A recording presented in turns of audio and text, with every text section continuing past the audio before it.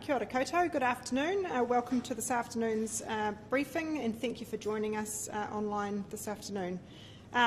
Today, or at this point in time, I've got with me a bit of a line-up, or a cast to the side here. So Roger Ball from our National Emergency Management Agency, Ian McCormick, who is our Building Control Manager at Auckland Council, Sarah Bryant, who's the Group Manager from Auckland Transport's Operations Centre, and of course Georgina Griffiths, who's our Auckland-based meteorologist for the Met Service.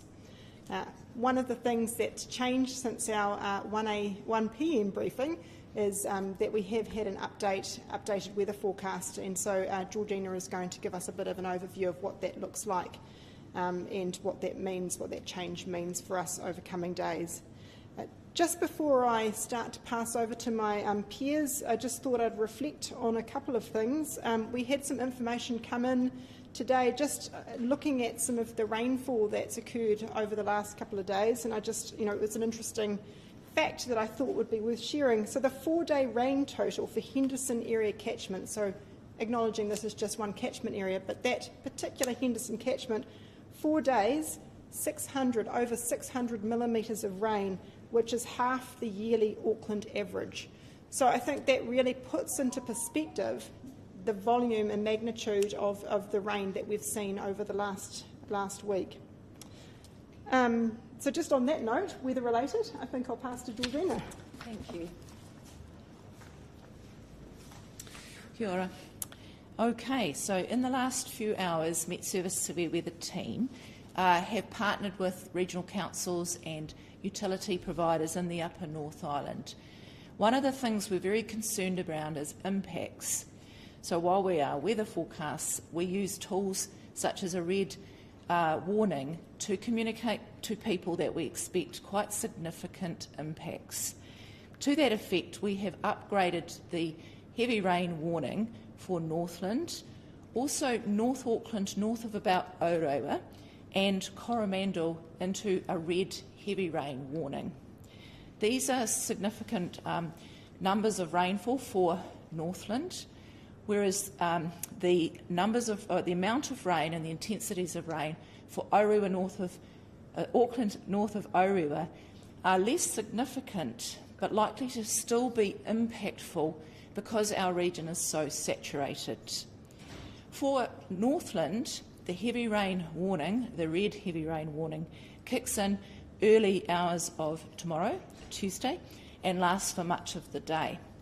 For Auckland, heavy rain is expected to start or spread in at around 5 p.m. Tuesday for north of Orewa, slightly later as you move into the southern and central parts of Auckland. For Coromandel, the red heavy rainfall is expected for Wednesday, so we've got a little bit of time for Coromandel. The reason these red warnings have been issued is because of the impacts we've already seen since the multiple heavy rainfall events experienced since Friday. What a red warning means is expect even modest or an amount of rain to produce flooding quite quickly, exacerbate slips, and in addition, that's different to this event, we also are on wind watch for Northland and Auckland. What that means is we expect some significant gale northeasterlies to actually have an impact on tree fall. So the soils are very saturated. A bit of wind on top of that will produce more tree fall than you might normally expect with that amount of wind. So please take this seriously. These warnings are issued not lightly. It is an exact science trying to estimate impacts. And I would say to the people that are on orange heavy rain warnings, which is Great Barrier Island, and the remainder of Auckland south of Orewa, also Bay of Plenty, to keep up with the weather warnings from Met Service. Things can and do change. And also, we're not excluding those areas from impacts such as flooding and slips. So we're just trying to highlight the hot spots of Northland, Auckland north of Orewa, and also Coromandel because of the impacts. Thank you. Thanks, Georgina. So, yeah, just a summary of that message there, I guess, is that, again, red warning for areas north of Orewa and orange for the rest of the region, but we shouldn't be complacent about that orange warning, because it still could be that with the rainfall we experience in some of the other parts of the region, that given the sodden ground conditions, it can be enough to be problematic. So again, just some difference there in terms of potential severity, but still a possibility of that rain causing disruption or further disruption across the region. Just reflecting on that being something that's being experienced broader than Auckland, it might be a good opportunity now to bring Roger in, who can perhaps give us just a bit more of a reflection on the national context at the moment. Thank you, Rachel. Good afternoon. My name is Roger Ball. I'm the Director for Civil Defence and Emergency Management from the National Emergency Management Agency. My role is to be here to support the Auckland Emergency Management team and those who are responding to their community's needs here. We've been involved in this from the start. Our job is to make sure that the impacted CDM groups, and it's also has been Waitomo, but also we have this severe weather coming through in the next few days. Our activities continue to involve coordination with national agencies and national resources. So today that involves continuing to operate the National Coordination Centre, which is the bunker beneath the beehive, and we are hosting national meetings and teleconferences with all of the agencies that are involved across central government, and they are many. At this end, in Auckland and at the Emergency Coordination Centre run by the Auckland Emergency Management team, we are working closely with the other central government agencies to make sure that the support is coming in behind the operation, and we'll continue to do that. Looking ahead over the next couple of days, as we've just heard from Met Service, we do see some quite significant risk to communities, and we'll be making sure that our resources are available in those regions. We're talking to those CDM groups every day about what the outlook is and about what we can do to support them. So thank you, Rachel, and I'll hand over to the next person. Thanks, Roger. So moving now on to slightly more operational matters, I've got Sarah Bryant, the Group Manager from Auckland Transport's Operations Centre here with me. Traffic, obviously, movement of traffic, flow of traffic, traffic blockages is an important topic for everybody at the moment. So Sarah, if you would be able to give us a bit of an update, that would be fantastic. Kia ora koutou. Firstly, I'd like to start by saying that we're really thinking about everyone across the wider Tamaki Makaurau who's been impacted by the floods. I want to reassure everyone that Auckland Transport are doing everything we can to clear roads as quickly as we can, and our roads are out, our teams are out there at the moment doing that. There is more rain, as we've heard, anticipated over the next 48 hours, and we are expecting a bit of pressure on our roads and public transport options over that time, especially around peak travel times. So I want to make sure and be clear that we would like people to plan ahead. Please drive to the conditions. Travel, be prepared for any further disruption. So we know that our peak travel times in the morning and in the evening in particular will be quite heavy. So please stay safe and make decisions accordingly. I want to be clear that our public transport is also operating, and our western train lines will be operating and our eastern train lines. However, they have been slips, so there will be some degradation of our service. So please check online on our website and use our website to plan your journey. There is a red wind warning tomorrow afternoon for the Auckland Harbour Bridge, so that could potentially create lane closures or a full bridge closure. So you can keep up to date on our website and our social media channels for any changes in that space. And we are continuing network tidy up and site assessments across Auckland. Within our rural areas, we are seeing soil saturation, and it is a significant challenge to clear some of the slips that we've seen, but we are continuing that work as I speak. Just in the last couple of hours, we can confirm that all our signalised intersections, so all our traffic signals, are now back up and running. And I just want to again reiterate, please check the weather tomorrow, plan your journey, and stay safe. For any further information, please check the AT website. And lastly, I just want to say thank you to our maintenance crews who are out there doing what they need to do to get Auckland moving. Thank you. Thanks, Sarah.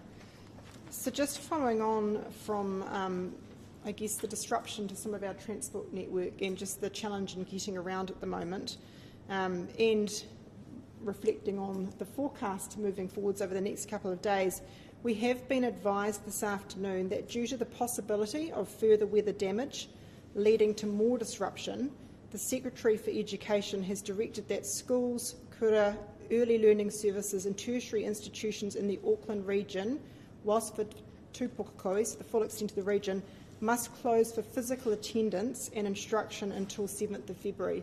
So that's advice we've received this afternoon.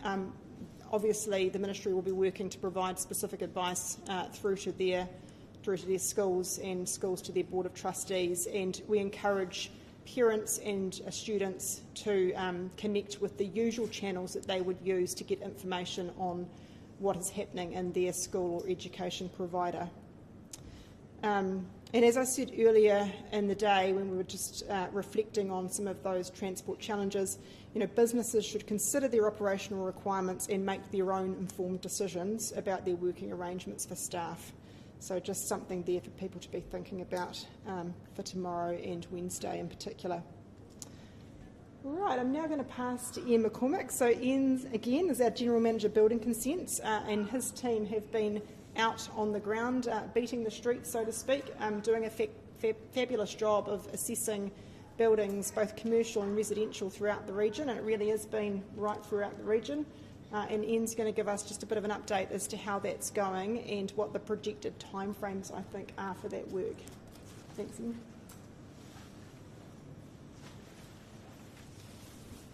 Kia ora.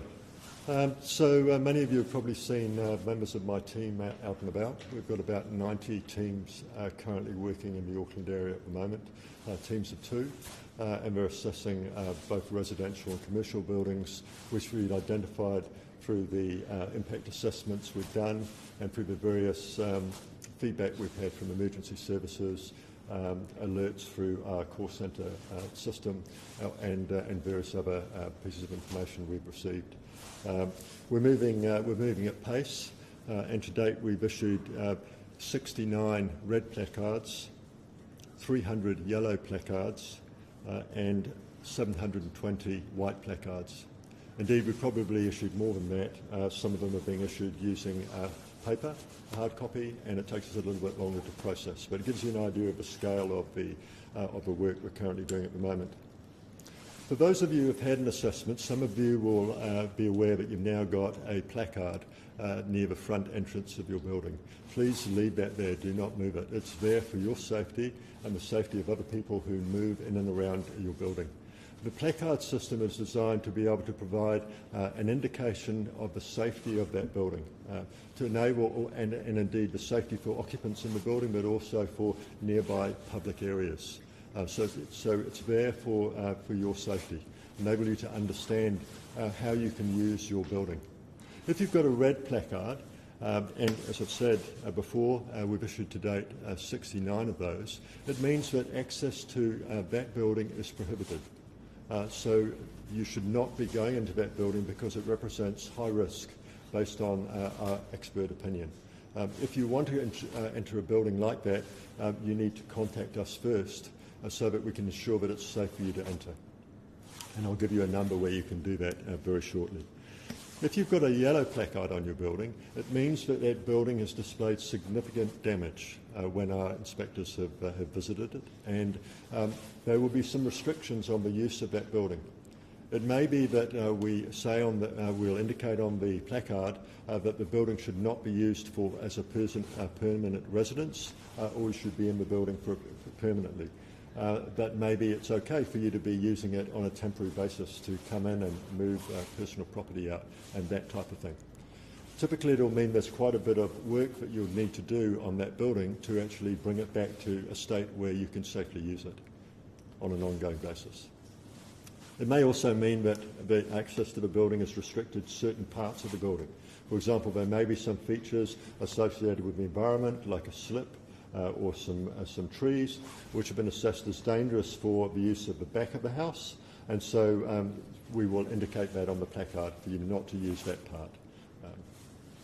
And finally, a white placard means that when our team have been there, we've seen no evident signs of damage. Now, remember, this is it's a rapid assessment. It means that we're trying to get an indication. These assessments will normally take about 20 minutes, and for the most part, they're done by looking at the exterior of the building. We may look through one of the windows to get an idea of what, perhaps if we need to, about what the inside of the building looks like to get some clues as to its usability. But generally speaking, most of the information is simply from an external assessment. Nothing about these assessments should take away the responsibility of the owner to ensure that that building is safe for use. And it may be that certainly if it's got a yellow placard, or if there's any doubts about it whatsoever, an owner should be getting a professional in. It might be a building practitioner or an engineer in to look at that building to make sure that it is safe. We are ramping up our assessment exercise. At the moment, we've got 130 building inspectors in the field, and we've all from Auckland. And we've also got support from Tauranga City Council and Hamilton City Council, and also from Kāinga Ora, their Consentium team. So we really thank those folk for assisting us. We've also got structural engineers and geotech engineers, and we've also got a large number of people from the Fire Service Urban Search and Rescue team who are also assisting us, looking at buildings for us as well. We've got teams from all around the country, from Wellington, from Christchurch, from Auckland, and from other places helping us as well.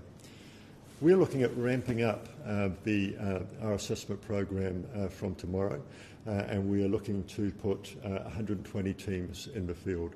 We're looking to aim for around about 700 to 1,000 assessments a day.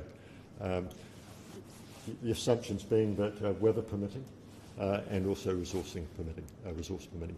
We've also asked MB for some support, and already a large number of councils from around the country are providing us trained rapid assessment assessors to assist Auckland.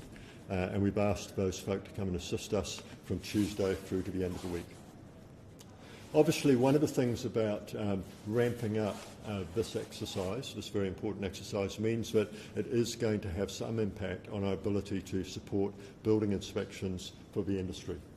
And we've currently been ringing folk around who have booked inspections for Tuesday and Wednesday, and actually working with them to look for another date.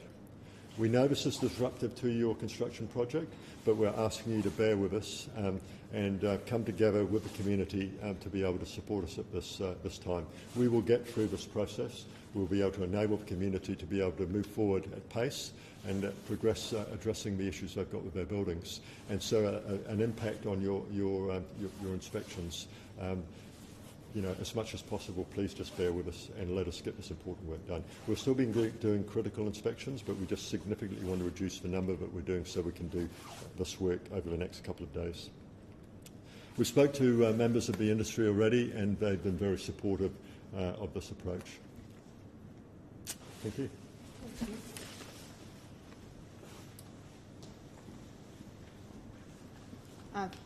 Thanks, Ian, and I guess really just want to acknowledge the massive amount of work that's happening out on the ground by contractors, staff, emergency responders, community organisations, working across a whole range of different service areas. I think it's really quite an impressive effort to get through that volume of properties in the timeframe that you're committing to. Just a couple more comments from me. Just reflecting on the stickering process, there are a situation there. Red placards means those homes are not able to be inhabited. So just a reminder for people, if you find yourself in a position where you need additional support, that you can access that by contacting us on 0800 22 22 00. So that service is available. It's not always people that are affected right in the immediacy of an event that need help. Sometimes that help's needed a little bit along the path of the response as well. So just a reminder there for people. And just finally on that thread, We're receiving reports of very generous donations from people wanting to help out at our civil defence centres, and that's very much appreciated. But we're at a point with some of those centres where those offers of assistance are not able to be taken up because we're at sort of capacity in terms of what we need at those places. So if you do have goods or items that you wish to donate, would really encourage you to contact one of your local community welfare groups or food banks who will be able to give you some advice or confirm that what you've got is what's needed right now.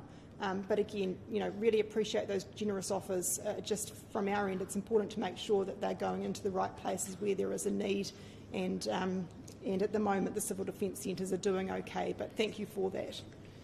And there is the end of this update, other than just to note that tomorrow we're going to slightly change our rhythm with a shift to 2 daily, twice-a-day briefings, so that will be 8 o'clock in the morning and 3 p.m. in the afternoon. Thank you, everybody. If there are any questions, or Georgina, was there something else you wanted to mention? We think we should probably just go through the timings of the red warning areas. Okay. I can do that for you. Yes. Thank you. I've just been nudged to say that we should go slowly through the timings of the heavy rain warnings in the red areas. So for Northland, kicking in any time from 4 a.m. tomorrow, being Tuesday, and extending through the bulk of the day. For Auckland, north of Orewa, kicking in Tuesday evening from about 5 p.m, and that duration of that red warning period is 12 hours, so 5 p.m. Tuesday to 5 a.m. Wednesday. For Coromandel, we're looking at Wednesday, early hours of Wednesday through the day Wednesday. Thank you.